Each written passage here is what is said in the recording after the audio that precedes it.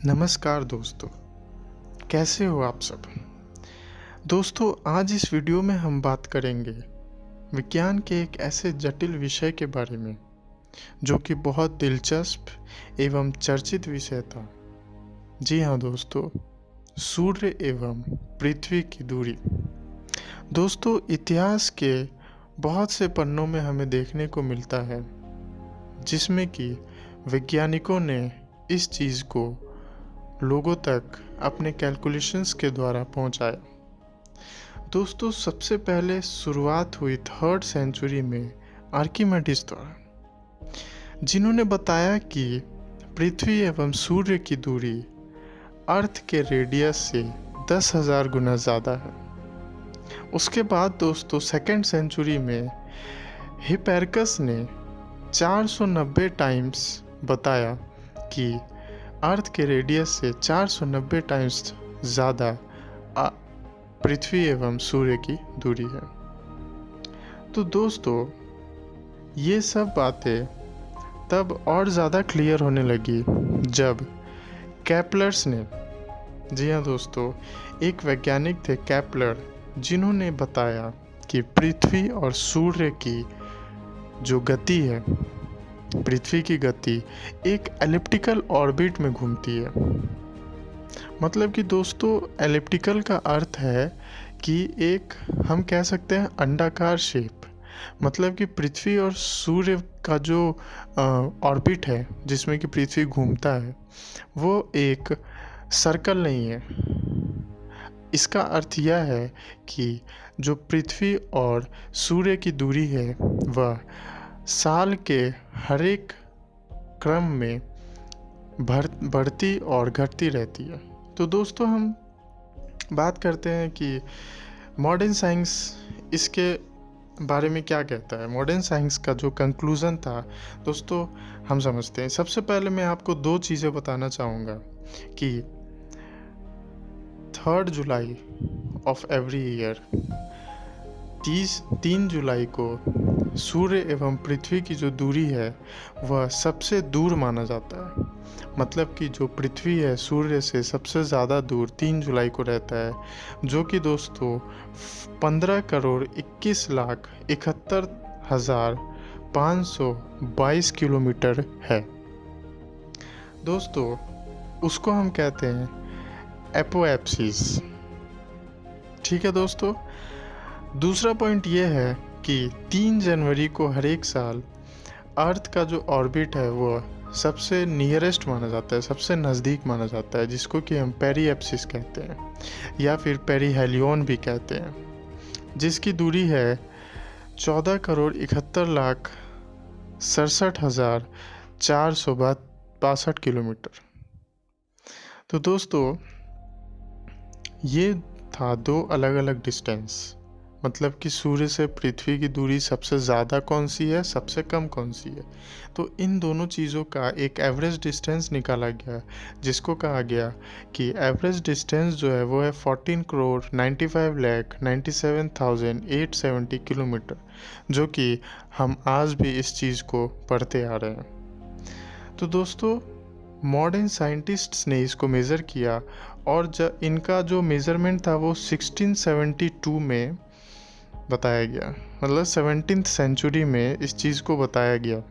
ठीक है दोस्तों। और जो वैज्ञानिक थे वो थे जेन रिचर एवं जियोवानी डोमेनिको कैसिनी।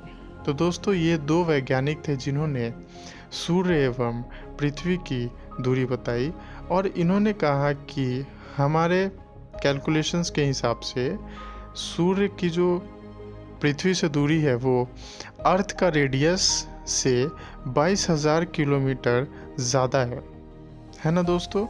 तो जब हम इसको कैलकुलेट करते हैं, अर्थ का रेडियस है दोस्तों 6,371 किलोमीटर।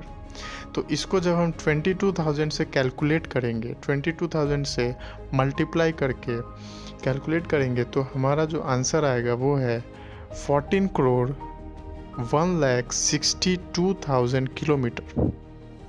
तो दोस्तों, ये था अब तक का कैलकुलेशंस जो कि 17th सेंचुरी में पेश किया गया था इन 2 वैज्ञानिकों के द्वारा।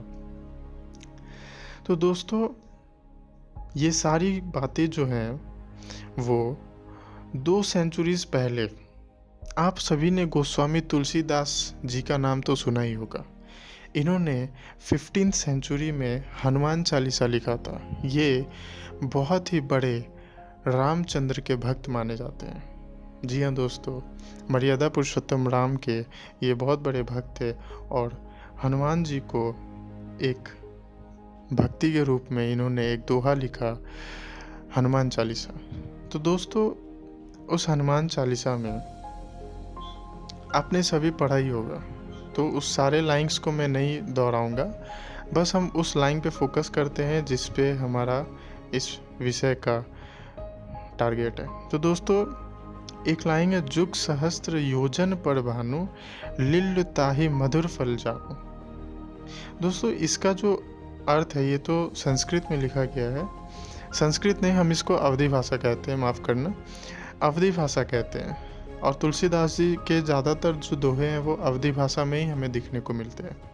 तो दोस्तों ये जो लाइन है, जुग सहस्त्र योजन पर भानु, लिल्ल ताहि मधुर फल जानु, इसका अर्थ है कि जो सूर्य का, आप इसके पीछे की कहानी भी हम थोड़ा बात कर लेते हैं कि जब हनुमान जी जो सूर्य को देखते हैं तो वो सोचते हैं कि जो सूर्य है वो एक मीठा फल है ना, लाल फल है आम की तरह, तो उसको वो खाने चले जाते हैं। तो जो उसको वो खाने जाते हैं तो उसी को तुलसीदास जी ने इस लाइन में पेश किया है कि जो सहस्त्र योजन पर भानु, लिल्ल ताहि मधुर फल जानु। इसका अर्थ है कि जो सूर्य का जो डिस्टेंस है वो युग सहस्त्र योजन है। ठीक है दोस्तों, इसका अर्थ अभी हम समझेंगे। युग सहस्त्र योजन पर भानु, मतलब कि जो युग सहस्त्र योजन पर सूर्य स्थित है, जिसको कि मधुर फल सोच के हनुमान जी खाने के लिए चले जाते हैं। अब हम वैदिक कैलकुलेशंस को देखते हैं दोस्तों, कैसे ये सूर्य के डिस्टेंस को बताता है, सन के डिस्टेंस को बताता है। दोस्तों वैदिक कैलकुलेशंस के अनुसार जो युग है ना, युग टर्म का मतलब होता है महायुग, जिसके अंदर की 4 सब युग्स आते हैं। ठीक है दोस्तों, जो टोटल ईयर्स है इसके अंडर वो है 12,000 डिवाइन ईयर्स। ठीक है दोस्तों, 12,000 डिवाइन ईयर्स का मतलब क्या होता है कि इस 12,000 डिवाइन ईयर्स में कुल 43,20,000 ईयर्स हैं। ठीक है, 43,20,000 ईयर्स में एक युग होता है दोस्तों। और जो डिवाइन ईयर है वो 1 डिवाइन ईयर में 360 ईयर्स होते हैं। ह्यूमन सर्कुलेशन के हिसाब से 360 ईयर्स होते हैं। तो दोस्तों टोटल जो डिवाइन ईयर्स है 1 युग में 12,000। ठीक है दोस्तों, और सहस्त्र जो है, सहस्त्र एक संस्कृत का शब्द है जिसका अर्थ होता है 1000। दोस्तों संस्कृत में एक अलग काउंटिंग चलता है ना दोस्तों, तो उसमें जो सहस्त्र है वो 1000 को रिप्रेजेंट करता है। अब है दोस्तों 1 योजन या फिर योजन, मतलब योजन जो है संस्कृत के कैलकुलेशन के हिसाब से या फिर वैदिक कैलकुलेशन में भी इसको दर्शाया गया है कि 1 योजन में 8 माइल्स होते हैं। ठीक है दोस्तों, एक योजन जो है वो 8 माइल्स के बराबर होता है। तो दोस्तों जब हम इन तीनों चीज़ को कैलकुलेट करेंगे, 12,000 divine years multiplied by 1000 and multiplied by 8 miles, तो दोस्तों हमें मिलेगा सूर्य एवं पृथ्वी की डिस्टेंस।